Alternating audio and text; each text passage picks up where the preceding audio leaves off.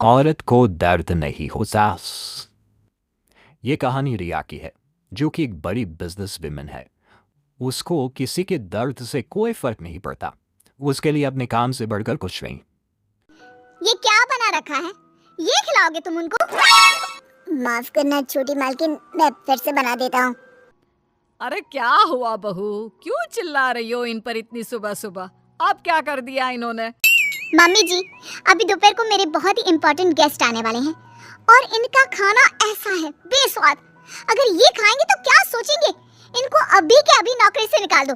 मुझे ऐसे लोग काम पर नहीं चाहिए जिनको ठीक से काम करना नहीं आता। अरे लेकिन बहू, ये बहुत सालों से हमारे लिए काम कर रहे हैं, ऐसा कैसे निकाल दे? हाँ मेम साहब, मुझे नौकरी से मत निकालिए। मैं अच्छे से काम करूंगा, आपको शिकायत का कोई मौका नहीं दूंगा। मैंने एक बार जो बोल दिया सो बोल दिया।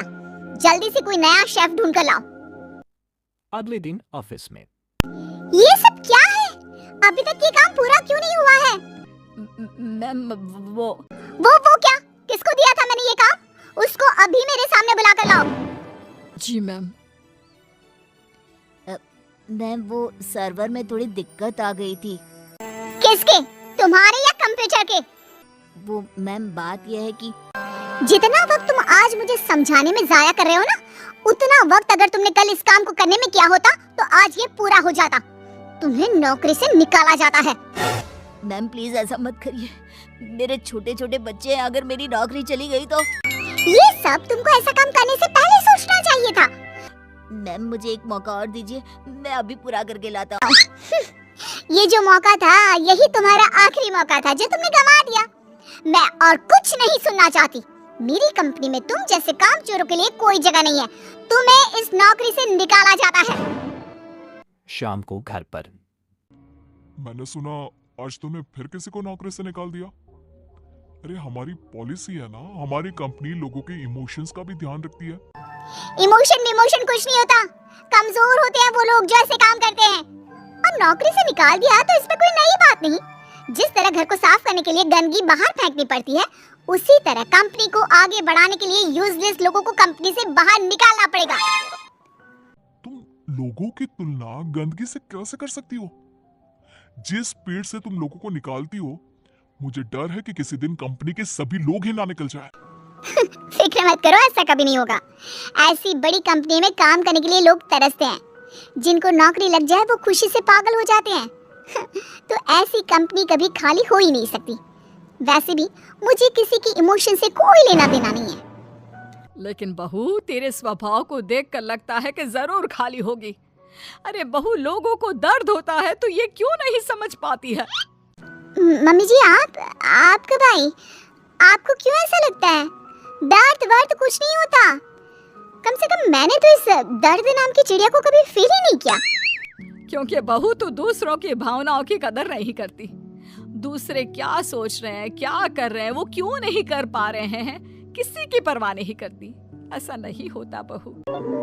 तो मम्मी जी, आप कह रही हैं कि मैं दूसरों की पर्सनल कामों के लिए अपना काम रोक दूं और उनसे उनका दुखड़ा सुनूं? हाँ बताओ भी क्या हुआ? नो वे। नहीं बेटा, मेरा मतलब ये है कि तू बस एक गलती होने पर लोगों को काम से निकाल देती है। ये भी नहीं सोचती कि अगर उसे काम से निकाल दिया तो उसका घर कैसे चलेगा, वो अपने बच्चों की फीस कैसे भरेगा। मम्मी जी, आपका मतलब है वो कितनी भी गलती करे मैं उनको माफ कर दूं और वापस ले आऊं? मम्मी जी, अगर मुझे ऐसा ही करना होता तो मैं कंपनी नहीं खोलती, कोई धर्मशाला खोलती, ताकि जिसका जब मन करे आए और जब मन करे जाए। माँ का वो मतलब नहीं है। माँ बस इतना बोल रही है कि अगर वो गलती करते हैं तो उनको डांट लिया करो, समझा दिया करो। लेकिन नौकरी से निकालना बहुत ज्यादा नहीं हो गया? मम्मी जी, आपको भले ही ऐसा लगता हो, लेकिन मैं इतनी बड़ी कंपनी ऐसे ही नहीं चला रही हूँ। ऐसे बहुत देखे मैंने और मैं ये अच्छी तरह जानती हूँ कि ये कैसे सुधरेंगे। इसलिए आप चिंता मत कीजिए और आप प्लीज मेरे कामों में दखल मत दीजिए। मुझे अच्छी तरह पता है कि मैं क्या कर रही हूँ। एक दिन अचानक से रिया की बेटी की तबीयत बहुत खराब हो जाती है और रिया कंपनी की जरूरी मीटिंग छोड़ देती है। बहू, तू यहाँ क्या कर रही है? तेरी तो बहुत जरूरी मीटिंग थी ना? मम्मी जी, आप ऐसे समय में मीटिंग की बात कैसे कर सकती हैं? और मेरी बेटी कहाँ है? क्या हुआ है उसको? डॉक्टर ने क्या कहा? यूं अचानक से बेहोश कैसे हो गई? उसका बीपी लो हो गया था, जिसकी वजह से वो चक्कर खाकर गिर पड़ी और उसको थोड़ा बुखार भी है। अच्छा हुआ, कोई ज्यादा घबराने वाली बात नहीं है, मैं तो डर ही गई थी। और बहू तेरी मीटिंग, उसका क्या हुआ? तुझे तो भारी नुकसान हो गया होगा। होने दीजिए मम्मी जी, मेरे लिए इस वक्त मेरी बेटी से बढ़कर कुछ भी नहीं है। ऐसी मीटिंग्स तो फिर आती रहेंगी। लेकिन बहू, कुछ दिनों पहले तुमने ही कहा था कि किसी के निजी काम के लिए तुम्हारा काम नहीं रुकेगा, तो फिर ये सब क्या है? मम्मी जी, आपको क्या हो गया है? ये किसी का भी निजी काम नहीं है, ये मेरा अपना निजी काम है। वही तो बहू, जब तुम्हारा काम था तो तुम सब कुछ छोड़कर यहाँ आ गई, और तुम चाहती हो कि दूसरों के घरों में कितनी भी परेशानी दिक्कत आ जाए, वो उसको छोड़कर अपने काम को पहली ड्यूटी समझे।